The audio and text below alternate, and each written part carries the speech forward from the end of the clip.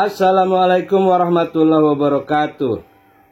Selamat pagi para netizen di mana saja Anda berada. Salam opini rakyat. Kok nggak salah ini dari penjara ini. Terus ada buku merah catatan transaksinya kepada salah satunya kepada si Tito. Nah ini kejahatannya di mana-mana ini ya, multidimensi. Terus puzzle buku merah ya, coba kita bacakan ini. Infografisnya 4 April 2017 Novel Baswedan bertemu Tito Karnavian di rumah dinas Kapolri. Malamnya laptop berisi data kasus buku merah milik Surya Tarmiani penyidik KPK dirampok. 7 April 2017 komplotan penyidik KPK dari polisi merusak kejadiannya tadi itu yang tertangkap CCTV. 7 April 2017 komplotan penyidik KPK dari polisi merusak barang bukti buku merah terekam CCTV di ruang kolaborasi lantai 9 KPK ya. Henry Susanto Sianipar, Roland Ronaldi, Ardian Rahayudi, Rufrianto Maulana Yusuf, dan Harun ada di dalam rekaman CCTV. 11 April 2017 Novel Baswedan disiram air raksa. Terus sampai sekarang pelakunya belum terungkap ya. Inilah rentetan kejadiannya antara penyiraman air keras terhadap wajah atau mata dari Novel Baswedan dan komplotan penyidik KPK dari polisi yang merusak barang bukti buku merah yang terekam CCTV di ruang kolaborasi lantai 9 KPK. Ya, karena di situ ada transaksi kepada si Tito Karnavian. Ini jahat kali dia, manusia licik ini, biaya hidup dia si Tito ini ya, bener-bener sampah banget ini ya. Kapolri bukan aja merekayasa kasus Jessica, barang bukti digital semua di mana-mana dia ini. Aduh, manusia penuh sampah ini, manusia bajingan ya. Oke, kita bacakan seapanya coba dari Tirto ini ya. Apa cerita kejadian lebih detailnya? Oke, dari Tirto. Oke, silakan bacakan. Dengan tajuk para penyidik polisi dalam CCTV perusakan buku merah. Penulis Indonesia Leaks, terbit 18 Oktober 2019. CCTV merekam para penyidik yang diduga merusak buku merah dan buku hitam, dokumen yang mencatat aliran suap kepada para pejabat negara. Roland Ronaldi, salah satu penyidik Komisi Pemberantasan Korupsi dari kepolisian, merunduk ke bawah meja.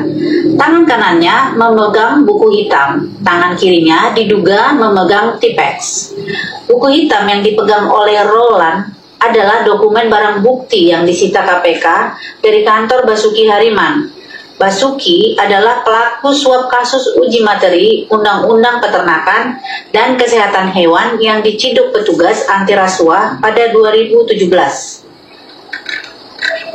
Buku itu mencatat aliran uang ke sejumlah pejabat negara, diduga salah satunya kepada Tito Karnavian saat menjabat Kapolda Metro Jaya. Sementara Roland masih merunduk di bawah meja. Dalam rekaman CCTV itu, dua penyidik lain, Harun dan Rufrianto Maulana Yusuf, terlihat bicara dengan seseorang. Tubuh Harun menutupi pandangan ke Roland.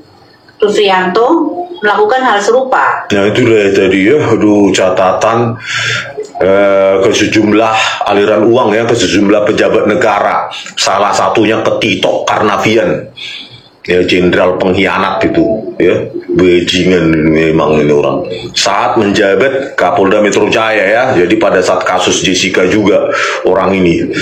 Terus penyidik KPK ini dari kepolisian. Becak apa kali ya dari polisi ini, gak ada moralitasnya penegak hukum, malah menghancurkan barang bukti ya, menghancurkan barang bukti kayak nenek moyangnya yang punya negara ini ya, dibayar rakyat untuk merusak bukti dan sampai sekarang nggak diapa-apain, malah dipromosikan oleh si Tito itu, mereka itu yang merusak ini dipromosikan jabatannya. Oke, lanjut. Tak sampai semenit, Roland kembali berdiri.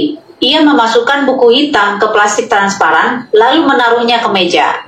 Tak lama, Harun mengambil buku hitam dalam plastik itu, membukanya lalu memeriksanya.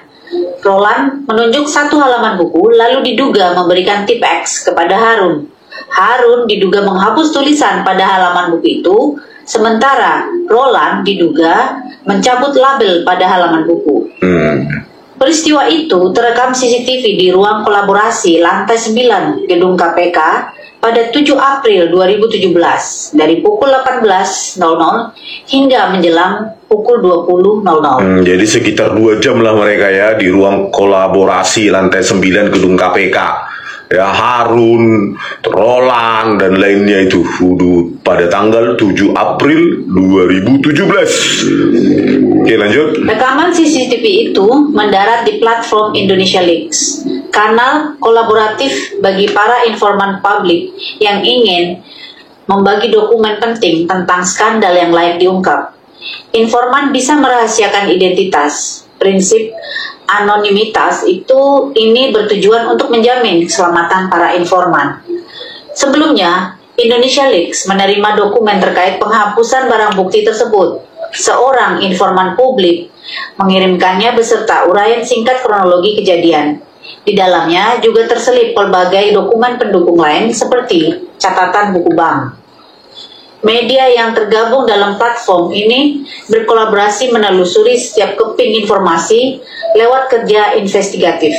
Sedikitnya, ada 4 pegawai KPK yang membenarkan validitas dokumen.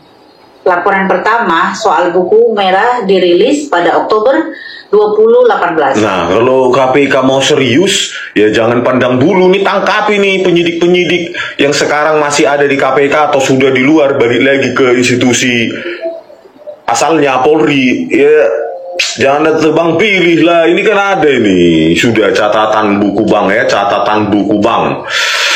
Aduh, parah. Demikian saudara, apa pendapat Anda? Silahkan ditulis di kolom komentar. Terima kasih telah menyaksikan video ini sampai selesai. Salam hormat. Wassalamualaikum warahmatullahi wabarakatuh.